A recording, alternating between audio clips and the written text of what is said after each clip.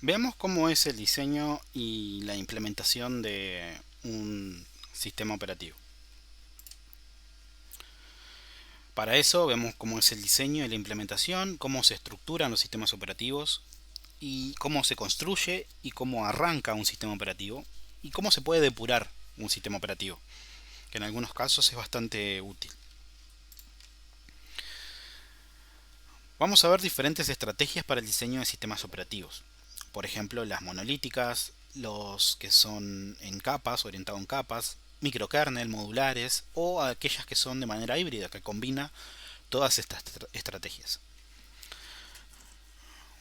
Luego veamos cómo es el proceso de iniciar, el proceso de buteo de un sistema operativo y herramientas para el monitoreo del rendimiento, del desempeño de un sistema operativo. Primero tenemos que decir de que no existe una solución para el desarrollo de todos los sistemas operativos. Existen algunas técnicas que ya a lo largo de los años se han venido implementando que son bastante exitosas. Cada uno de estos depende del hacia qué punto esté dirigido el sistema operativo. No es lo mismo desarrollar un sistema operativo para un único usuario que desarrollarlo para utilizar 1 millón de usuarios, por ejemplo. Es por eso que la estructura interna de diferentes sistemas puede variar bastante. Primero se tiene que diseñar definiendo cuáles van a ser esos objetivos y las especificaciones del sistema. Esto es afectado por en qué hardware va a funcionar mi sistema operativo. ¿Va a ser multiplataforma o va a funcionar en un único hardware? El objetivo vamos a obtener dos. El usuario lo que va a querer es que el sistema operativo sea fácil de usar, que sea cómodo, que sea fácil de aprender, que sea confiable, seguro y rápido. En cambio, el objetivo del sistema es que el sistema tiene que ser fácil de diseñar, de implementar y también de mantener. También como ser flexible, confiable, que esté libre de errores, que sea eficiente. El rol de la ingeniería de software es especificar y diseñar el sistema operativo.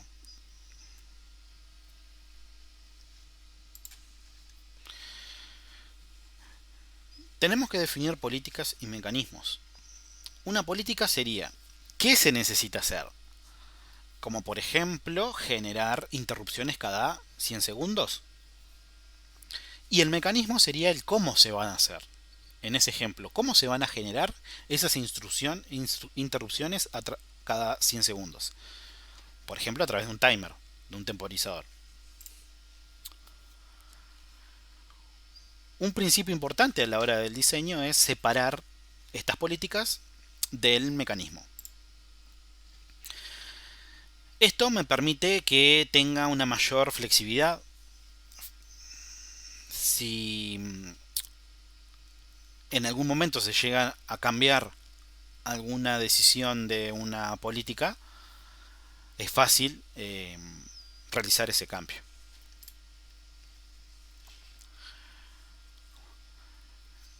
A nivel de implementación, los sistemas operativos varían bastante, pero los primeros sistemas operativos estaban diseñados exclusivamente utilizando el lenguaje ensamblador para una determinada arquitectura. Para poder desarrollarlo o portarlo a otra arquitectura teníamos que modificar todo ese código ensamblador. Recordemos que los códigos, los ensambladores son específicos para las arquitecturas. Con lo que cambiar un sistema operativo de una arquitectura a otra necesitábamos modificar todo el código. Luego empezaron a desarrollarse lenguajes de más alto nivel, como por ejemplo Algot y PL1. En la actualidad se utilizan C y C++. De esta manera, como tenemos para diferentes plataformas compiladores de C y C++, portar el sistema operativo es bastante sencillo.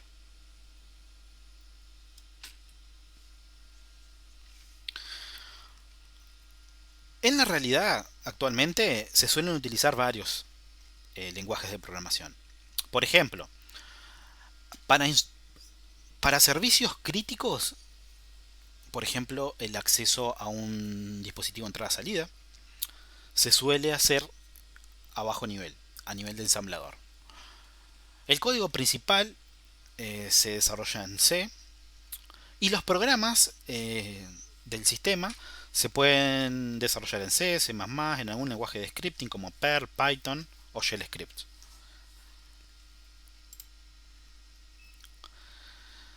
Lo bueno que tiene, ¿por qué no se desarrolla todo en alto nivel?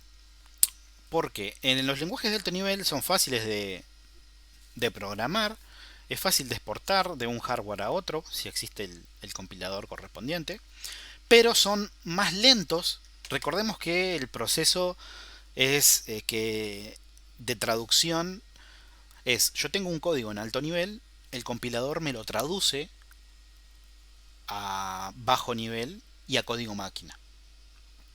El procesador entiende código máquina.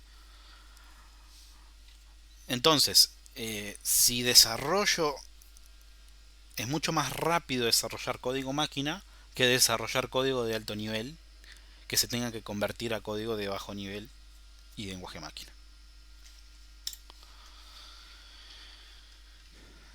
La emulación nos permite que podamos ejecutar un sistema operativo para un hardware que es diferente al nativo.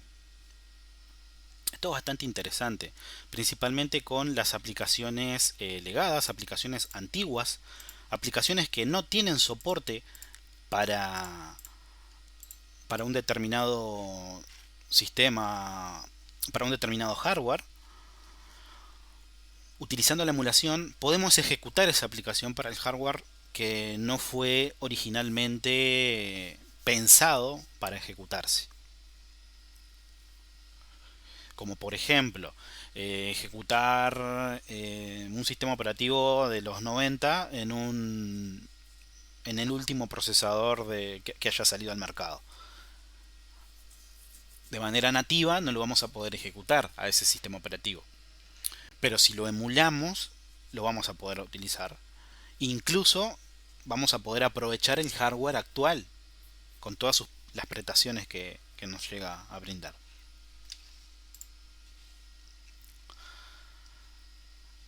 De manera general, un sistema operativo de propósito general es un programa, un inmenso programa, y existen muchas formas para poder estructurarlo. Van desde estructuras simples, como por ejemplo el sistema operativo MS-DOS, a estructuras más complejas como el de Unix, a estructuras que son modelados en capas, que son modelos más abstractos, hasta estructuras de microkernel, como por ejemplo el sistema operativo Match. Unix tiene el Unix, el sistema operativo original, tiene una estructura del tipo monolítico. Unix estaba limitado por las funcionalidades de hardware de su época. Es por eso que este sistema, el Unix original, tenía un sistema operativo, tenía una estructura bastante limitada. Consistía de dos partes: los programas del sistema y el kernel. El kernel es todo lo que está por debajo de la API del sistema y por encima del hardware físico. También el kernel proporciona sistemas de archivo, planificador de CPU, administración de memoria y otras funcionalidades. Esto es un único nivel con gran número de funciones.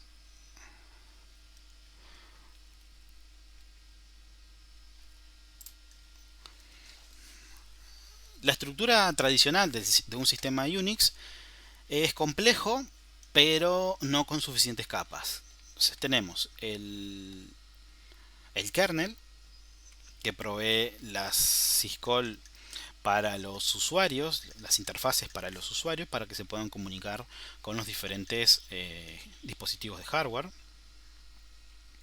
Pero el kernel, como mencionábamos, tiene muchos, es un todo de servicios.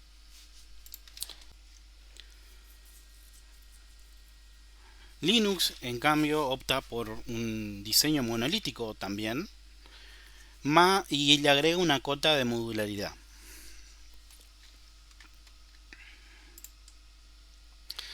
En un diseño enfocado en capas, lo que se implementa es que en la capa 0, por lo general está el hardware, y se van agregando diferentes capas, desde la 1 a la n. Cada capa consume los servicios de la capa inferior. La capa 0 es el hardware y la capa n es la interfaz del usuario. De esta manera, lo que vamos haciendo entre una determinada llamada, cada capa va consumiendo los servicios de cada una de las capas hasta llegar hasta el nivel 0, hasta el nivel 1, que es donde estaría el núcleo del sistema, y él gestionaría las llamadas al hardware.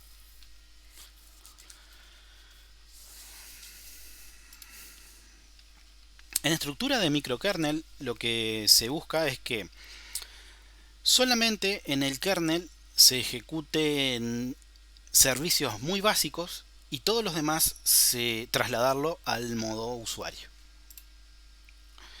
Match es un sistema operativo del tipo microkernel. Minix también es otro sistema operativo de tipo microkernel. El kernel de Mac OS X, que se llama Darwin, es parcialmente basado en Match, o sea, también es de microkernel. La comunicación entre los procesos del usuario y los servicios del kernel se hace a través de la técnica de pasos de mensaje. ¿Qué ventajas tiene esto? Que es mucho más fácil de extender un microkernel porque la mayoría de los servicios están implementados en el modo usuario. Entonces, puedo migrar o portar el microkernel a otras arquitecturas porque es muy poco código que tengo. Es más confiable, se ejecuta menos códigos en el kernel, la mayoría, como dijimos, están en el espacio del usuario. Es más seguro, pero tiene un problema, que al tener muchos procesos que se ejecutan en el modo usuario, se sobrecarga el mapeo de esos procesos de modo usuario con los servicios que se ejecutan en el kernel.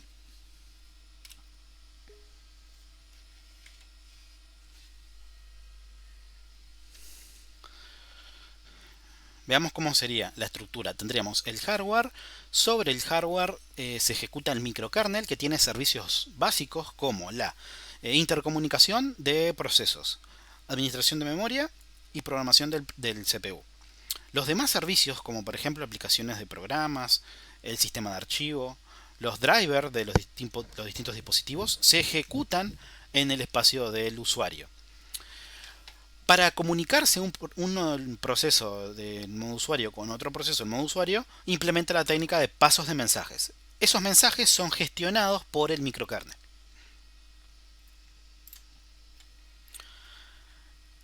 Otro diseño es el modular. Los sistemas operativos modernos implementan que se puedan cargar módulos al kernel, que se llaman LKMs. Esto nos permite un enfoque orientado a objetos en los cuales la funcionalidad del kernel puede crecer a través de módulos. Cada núcleo de un determinado componente de cada módulo está separado del resto. Cada uno intercambia información a través de interfaces que son conocidas. Cada módulo se puede cargar según sea necesario dentro del kernel. No necesariamente puede requerir que esté en continua ejecución, sino que se puede cargar cuando se necesite. De manera general es bastante similar al de capas, pero agrega más flexibilidad. El de capas es más abstracto. Por ejemplo, Linux y Solaris tienen diseños modulares. Y también en la actualidad tenemos sistemas operativos que no siguen a rajatabla un único modelo, sino que implementan diferentes modelos. Estos son los que se llaman modelos de sistemas de diseño híbridos. Combinan múltiples diseños para abordar necesidades de rendimiento, seguridad, usabilidad. Un ejemplo de esto es el kernel de Linux y Solaris. Ejecutan en el espacio de direccionamiento del kernel, se ejecutan diseños monolíticos y se agregan un diseño modular para la carga dinámica de módulos. Windows es monolítico, pero tiene un toque de microkernel para diferentes subsistemas.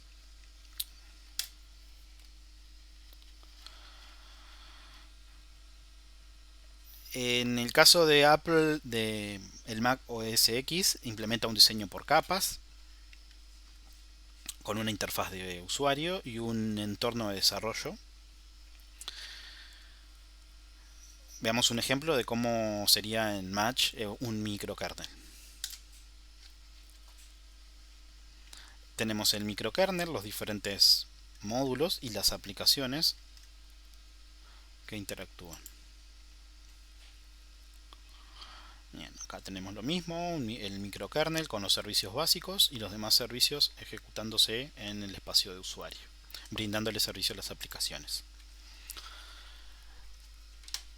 En el caso de un sistema operativo del iOS, que es el sistema operativo para iPhone de Apple y el iPad, tiene una estructura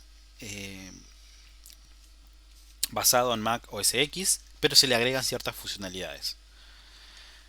No ejecuta aplicaciones nativas de OS X, principalmente porque funciona con diferente arquitectura.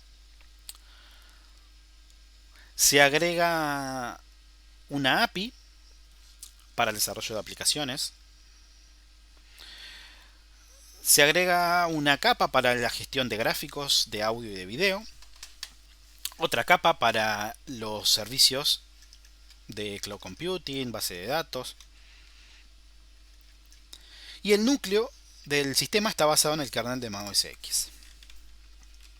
Otro sistema también bastante conocido y utilizado hoy en día es Android para los celulares, tablets y dispositivos embebidos, desarrollado por el Open Handset Alliance, en el cual su mayoría está compuesta por Google. Es un sistema open source de código abierto. A nivel de diseño es bastante similar al iOS. Está basado en el kernel de Linux, pero modificado. ¿Para qué?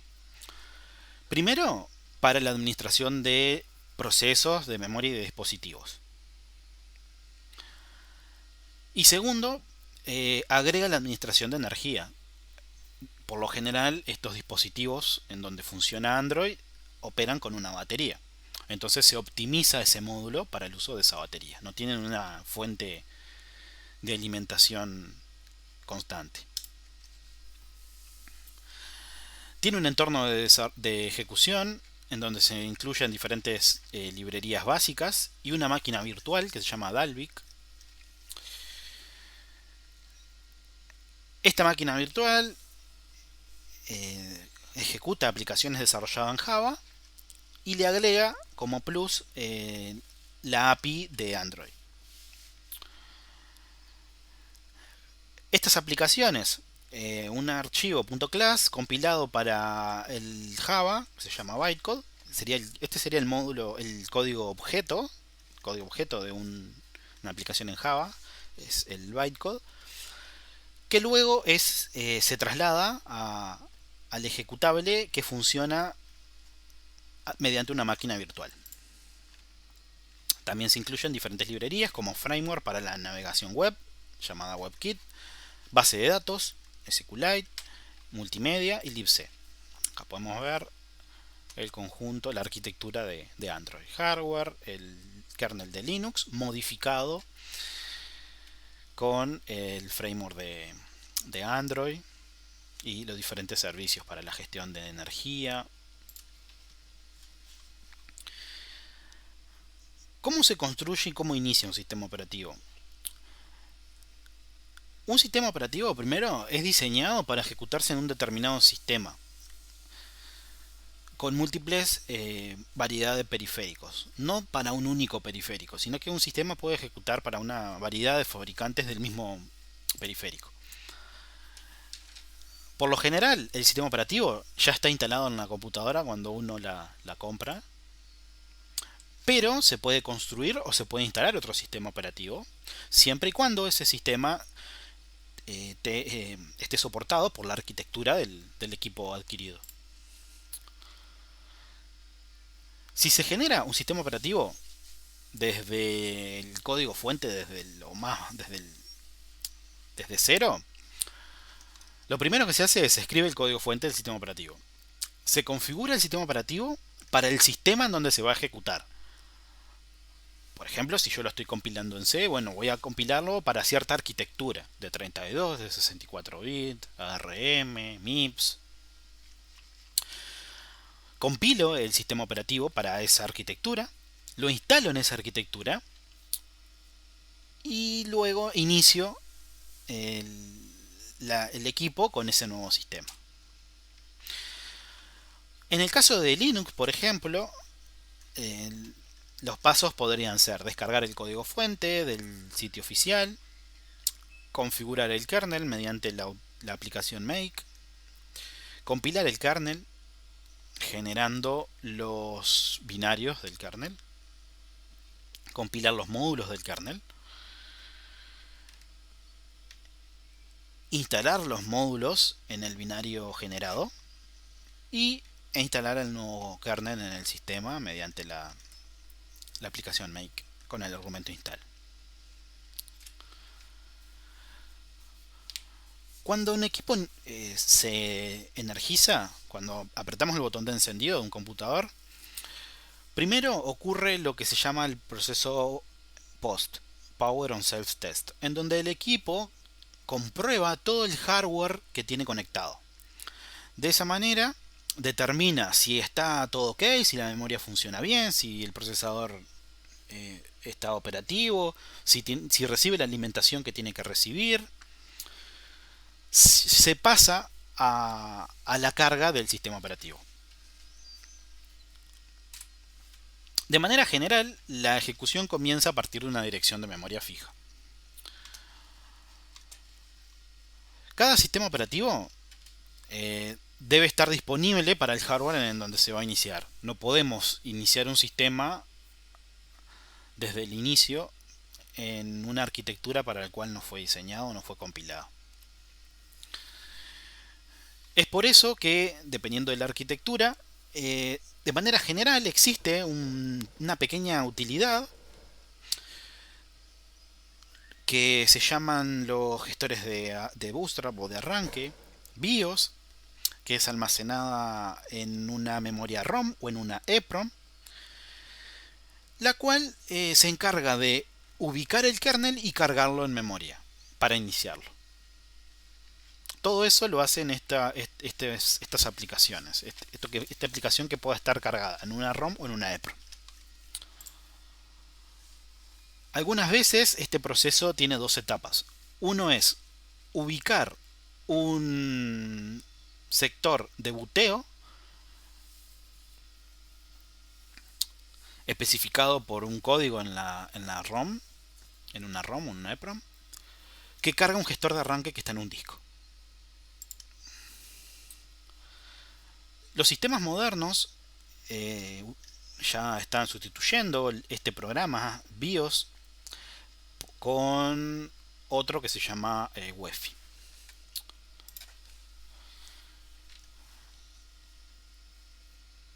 También tenemos los gestores de arranque, como por ejemplo Grab, que permiten seleccionar un kernel desde múltiples medios de almacenamiento, teniendo múltiples versiones y múltiples opciones. podemos compilar un kernel para una determinada funcionalidad. Recordemos que cuando adquirimos un sistema, por lo general, están ejecutándose servicios que no vamos a estar utilizando. Entonces, una forma de optimizar el rendimiento del equipo es, si nos lo permite el sistema que estamos utilizando, configurarlo para los dispositivos que van a estar funcionando, quitando todo lo que no se va a utilizar. Ahí ganamos en rendimiento.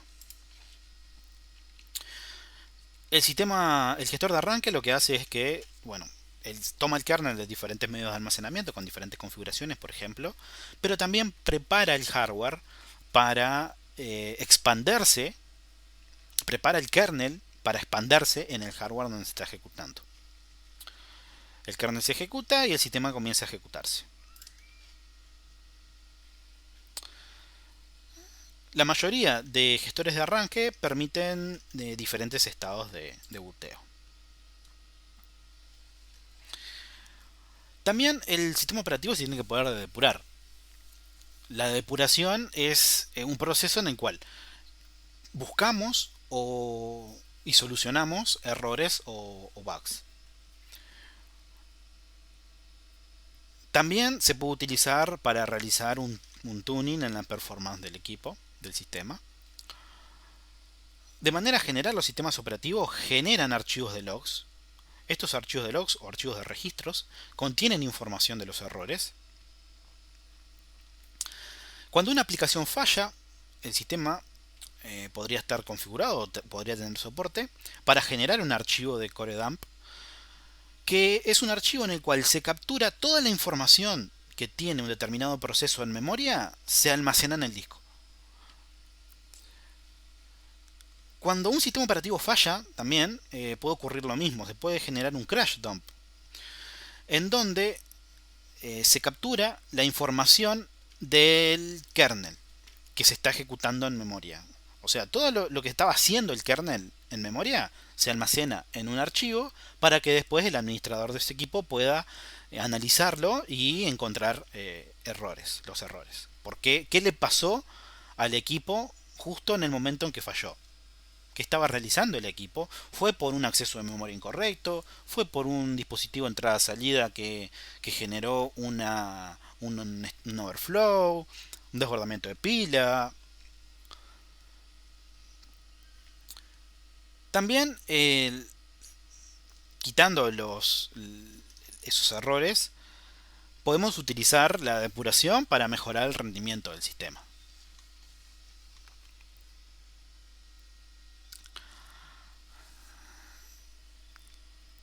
Dentro de la depuración entra a jugar lo que es la ley de Kernighan, en donde la depuración dice que la depuración es 2 veces más difícil que escribir el código en primer lugar. Por lo tanto, si se escribe el código de la manera más inteligente posible, por definición no es lo suficientemente inteligente como para depurarlo. Este proceso de depuración es muy largo, conlleva mucho tiempo. Incluso imagínense si estamos depurando una aplicación o un sistema para el cual nosotros no fuimos lo que los desarrollamos. Ahí nos pueden llevar mucho tiempo. Pero si usando las técnicas adecuadas podemos entender qué hace a bajo nivel una determinada aplicación. Por ejemplo, imaginemos que, no sé, tenemos una aplicación que valida una entrada de datos con un dato que está en una base de datos, por ejemplo.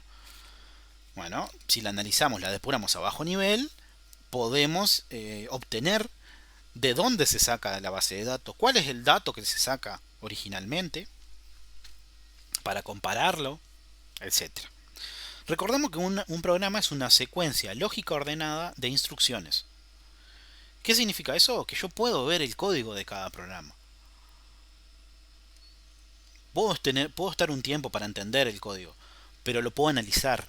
Puedo decompilar un código de una arquitectura y analizarlo, si conozco la arquitectura. Para mejorar la performance se suele utilizar herramientas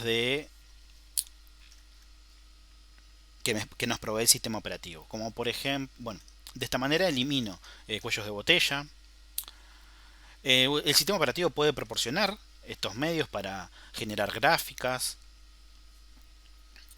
por ejemplo la aplicación top o el que vemos en pantalla, el gestor de el Windows Task Manager, en donde podemos generar gráficas en función de uso de CPU, ver qué procesos están utilizando más CPU que otro, el uso de la memoria, un determinado proceso, analizar los archivos que tiene abierto. De esta manera podemos analizar el sistema y ver en qué estado está, si funciona lento, bueno, ¿por qué funciona lento? ¿Hay algún proceso que esté consumiendo mucho ciclo de procesador?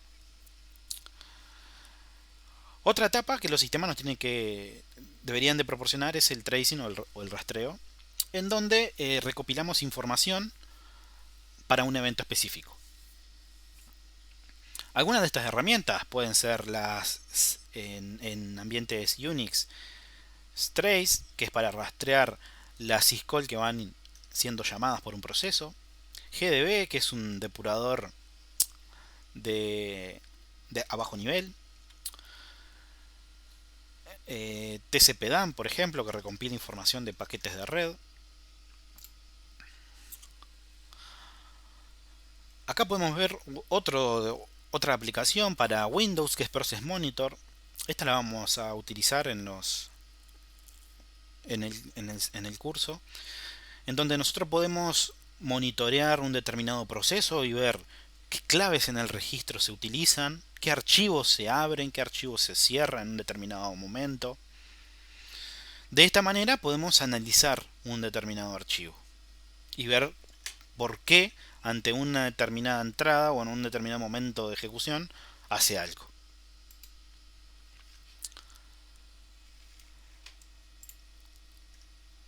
Bueno, también tenemos herramientas que nos permiten depurar las interacciones que tenga el usuario con código de kernel. Eso siempre y cuando el sistema nos tenga soporte para estas herramientas. Como por ejemplo dtrace, por ejemplo, para ver, acá vemos una captura de ver la actividad de entrada y salida a nivel de disco que hace un proceso. Existen múltiples herramientas de rastreo. Acá vemos de manera general en ambientes Linux.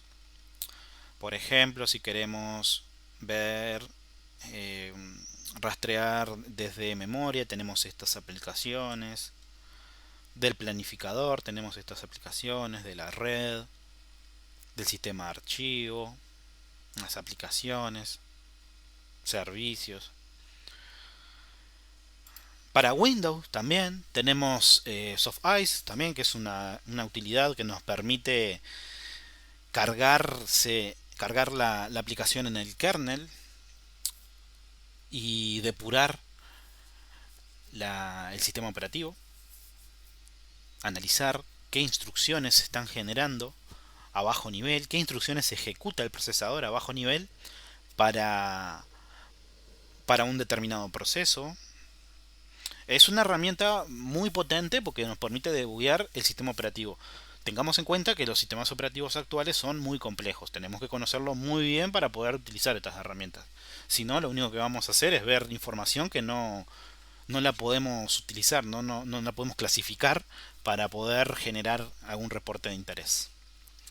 Pero este se suele utilizar mucho cuando se quiere analizar un sistema para ver, no sé, imagínense una determinada aplicación, cómo se valida, por ejemplo, una aplicación con un servidor. Bueno, ver qué hace la aplicación, qué syscall ejecuta internamente para poder generar un dato, etcétera. Para finalizar, veamos un ejemplo de cómo la arquitectura de x86 carga un archivo que está en un medio de almacenamiento, cómo lo carga en la memoria.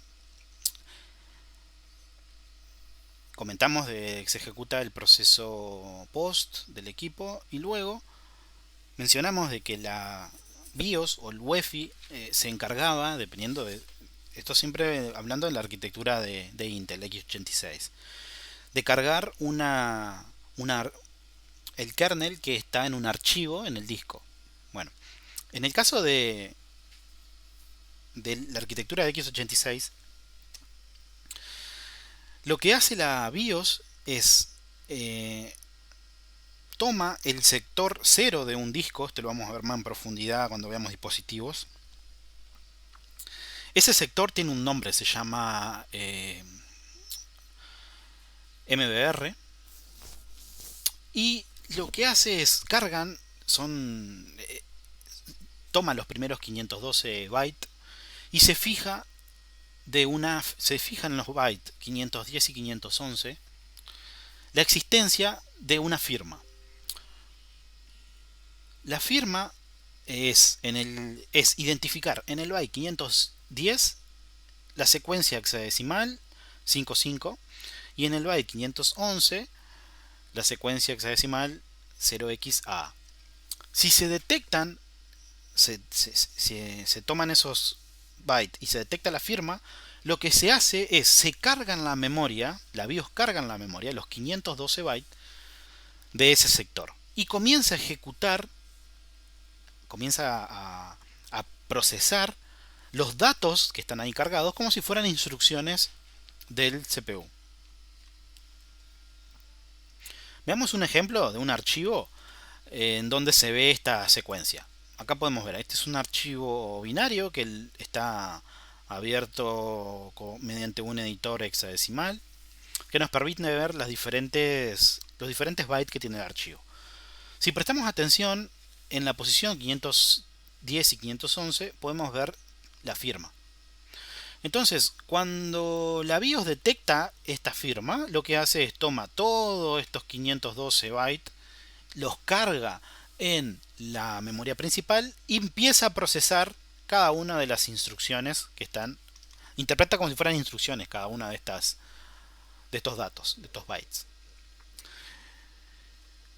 Si lo carga en memoria principal y lo comienza a procesar, ¿qué es lo que se va a encontrar? Es las instrucciones necesarias para que el equipo muestre un texto en pantalla y entre en un estado de suspensión, de bajo consumo. De acá surge el logo de las presentaciones. Estos datos, si lo procesamos en una arquitectura de x86, lo que va a cargar es en la primera posición del cursor va a imprimir este mensaje, va a generar una interrupción para que se invoque que se quiere mostrar eso en pantalla, y se va a generar otra interrupción en donde va a quedar a la espera de que el usuario ingrese una tecla para continuar la ejecución. ¿Qué hace esa ejecución? Reinicia, emite las señales a bajo nivel para reiniciar el equipo. Este fue uno de los laboratorios que hicimos en el 2017, en donde trabajamos con ensamblador, con la arquitectura x86, y tenían que generar una aplicación que era un mini gestor de arranque que operaba como si fuera el kernel del equipo, ¿no? Era un mini kernel que programaban. Una práctica bastante interesante para comenzar el estudio de los sistemas y ver cómo generar uno propio, ¿no? Este sistema después se le puede incorporar un compilador de C y en vez de estar programando en ensamblador, podemos estar programando el sistema en C, como mencionamos en teórico.